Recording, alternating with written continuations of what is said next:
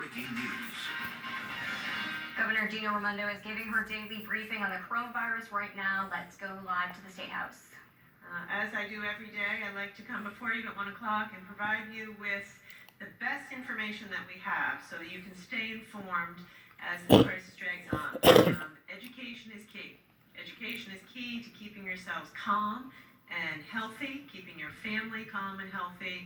So I hope you are able to tune in at 1 o'clock, breathe a sigh of relief, and come away with a sense of confidence that we here in the state of Rhode Island are doing everything we can and keeping everybody safe and as safe as we're able to do. You will see the data on the screen, hopefully it's there now, that our cases are remaining steady, and that gives me great confidence.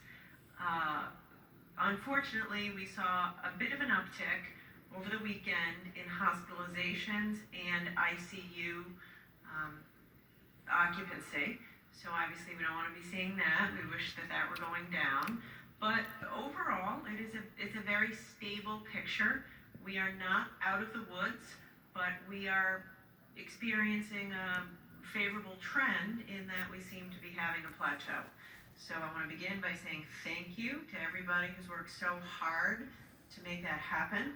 Thank you to all of you who've been in quarantine, isolating yourselves, wearing your masks, staying home, however difficult that's been, closing your businesses. It's been really hard, but it's clearly working, and you should feel personally, responsible for having contributed to these great results. And the fact that we haven't seen the level of hospitalizations and mortalities that we could have seen. And I would say, as I say, we're not out of the woods, and I wish we hadn't seen that uptick of hospitalizations, but I feel confident that we're in a plateau, and that is a good thing. And Nicole will go into the details a bit more about the numbers. So today I want to focus, I said I would today, focus essentially the entirety of my comments on how I'm thinking about reopening our economy. And so I'd like you to bear with me for the next few minutes while I lay out how I'm thinking about it and the phases that you might be able to expect in the coming weeks and months. Last Monday, I spoke about the 6 key indicators that we are watching as we make decisions around reopening the economy.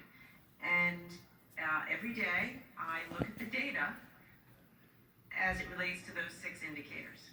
And I talk constantly to our public health experts, other governors, the CDC, and gauge where we are along those 6 indicators, and are we doing the right thing, using the best data, using the best guidance from the experts. I think you know that the last thing I want to do is to keep anybody out of work 1 minute longer than necessary. I have spent my whole governorship working to get Rhode Islanders back to work. And I commit to you today that I'll do whatever it takes to stand this economy back up. It's going to have to be done slowly and incrementally, but we are going to stand this economy back up, and we're going to come out the other side of it stronger, more innovative, and more resilient than we were when we went into it. And together we're going to do that. By the way, no one's ever done this before, and I hope no other governor ever has to do it. Shut down an economy and reopen an economy.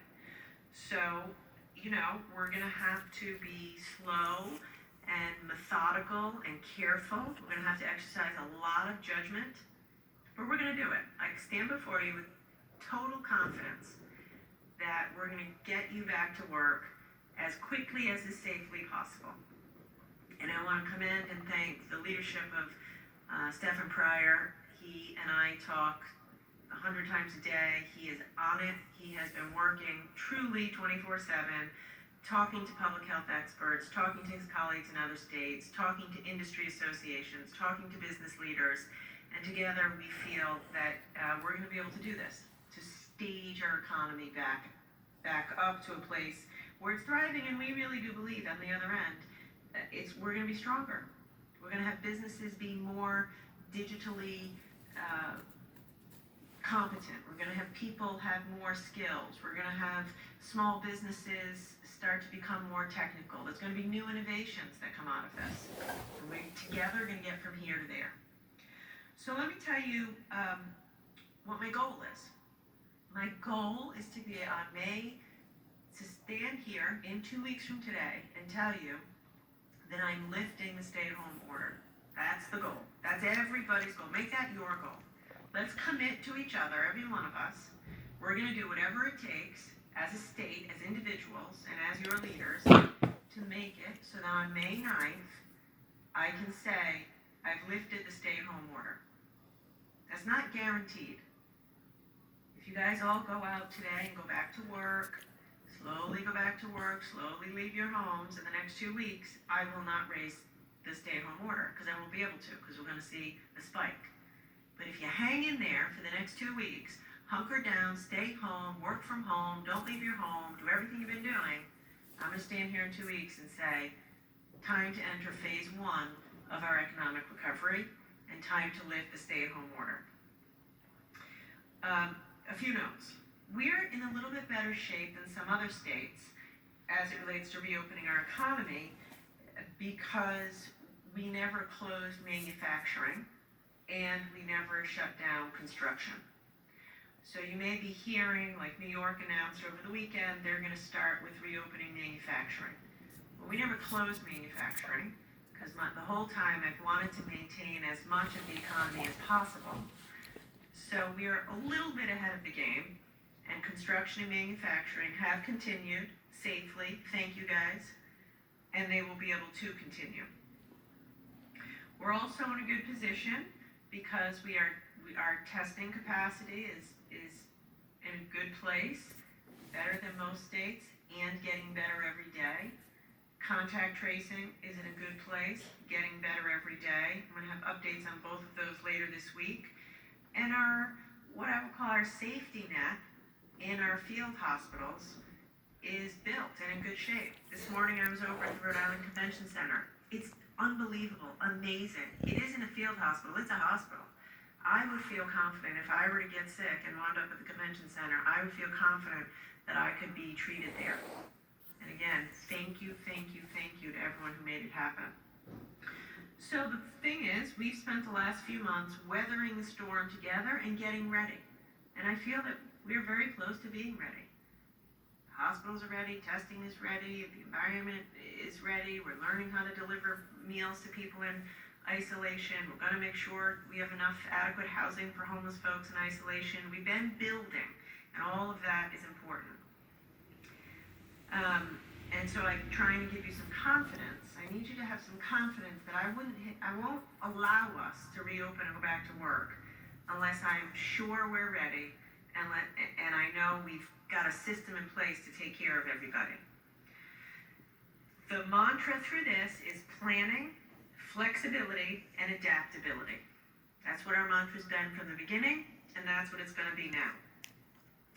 It's not going to be a flick of the switch. I am not going to come here on May 9th and say, everybody go back to work, back to normal. That is not going to happen. It's going to be slow, pinpointed, gradual.